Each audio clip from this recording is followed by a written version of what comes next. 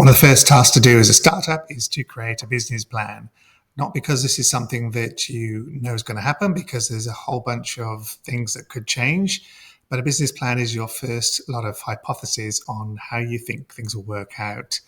There's a great phrase that says businesses don't plan to fail, they fail to plan.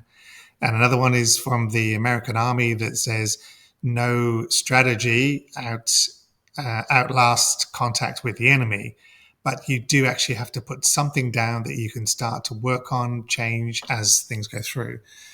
So here, you go to business.gov.au and download one of their templates.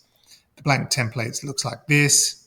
And there's a whole sort of section as you start to work out your name, register that, ABN, all those other things. You start to build this out slowly. This isn't something that you can do overnight. It's something that probably takes you a couple of weeks as you slowly just chip away at all the different things in there. There are certain things, these templates tend to be a little bit outdated in the fact that they've often got a lot of physical assets, where a lot of businesses these days are digital and quite lean. So there's an element there that you'll find there's certain sections that you just don't need. You might not necessarily have staff at the start, but it just does start to give you the grounding for ensuring that you have some kind of basis to start off.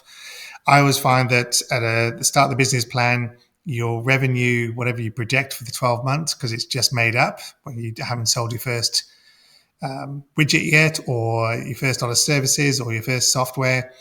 What tends to happen after 12 months is that you tend to massively overestimate how much sales, and you tend to massively underestimate how much everything costs, normally by a factor of 2, sometimes more.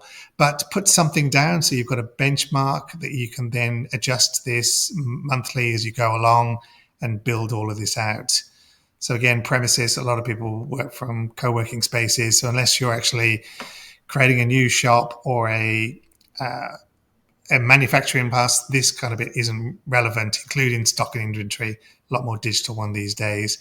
Intellectual property as well, very early on, vast majority of people shouldn't be concerned with intellectual property.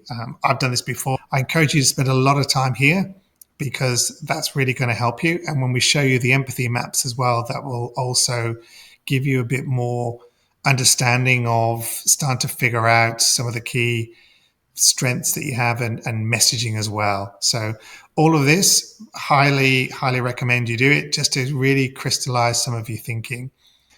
You actually have a choice of what market you want to go into. Everybody does when they start business.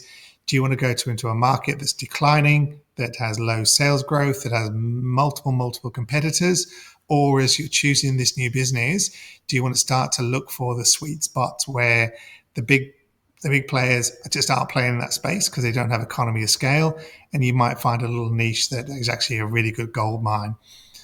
Goals for the next 3 years, again, pie in the sky. You don't even know if this business is going to be around in 12 months, let alone 3 years. So I'd keep this kind of generic. I wouldn't spend too much time on that.